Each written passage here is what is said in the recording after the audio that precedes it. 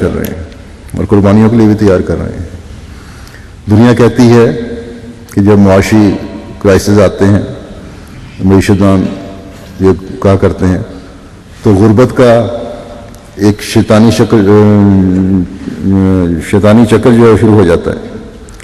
لیکن اللہ تعالیٰ جنہیں خیر امت بناتا ہے ان کے لیے معاشی کرائسس کے باوجود چندوں میں اضافہ اللہ تعالیٰ کے فضلوں اور اس کی رحمتوں کو سمیٹنے اور نیکیوں کی طرف مائل ہونے کا ذریعہ بنتا ہے. اور یوں ہمارا رحمان خدا ہمیں اپنی رحمت کی آغوش میں لے لیتا ہے اور فاستبقوا الخیرات کا ادراک ہم میں پیدا ہوتا ہے. اور جب تک ہم نیکیوں میں بڑھتے چلے جانے کی سوچ کو سیکل کرتے چلے جائیں گے، روشن کرتے چلے جائیں گے، چمکاتے چلے جائیں گے، خیر امت کہلانے والے بنے رہیں گے انشاءاللہ. ایک معمولی قربانی کرنے والا غریب آدمی اور ایک بچہ جو چند پینس اپنے جیب خرچ میں سے دیتا ہے، وہ تبلیغ اسلام اور تعمیر مساجد اور نیکیوں کو پھیلانے اور برائیوں کو روکنے میں حصہ دار بنتا چلا جائے گا اس قربانی کی وجہ سے. اللہ تعالیٰ ہم میں اور ہماری نسلوں میں یہ قربانی کی روح ہمیشہ قائم رکھے اور ہم اللہ تعالیٰ کی رضا حاصل کرنے والے، رضا حاصل کرتے ہوئے اس کے انعامات کے وارث بنتے چلے جائیں.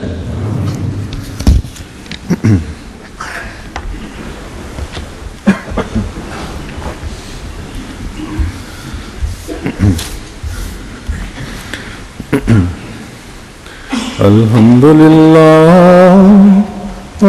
لله نحمده ونستعينه ونستغفره ونؤمن به ونتوكل عليه ونعوذ بالله من شرور أنفسنا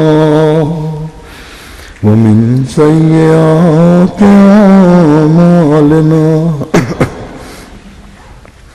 من يهده الله فلا مضل له ومن يضلل فلا هادي له ونشهد أن لا إله إلا الله ونشهد أن محمدا عبده ورسوله.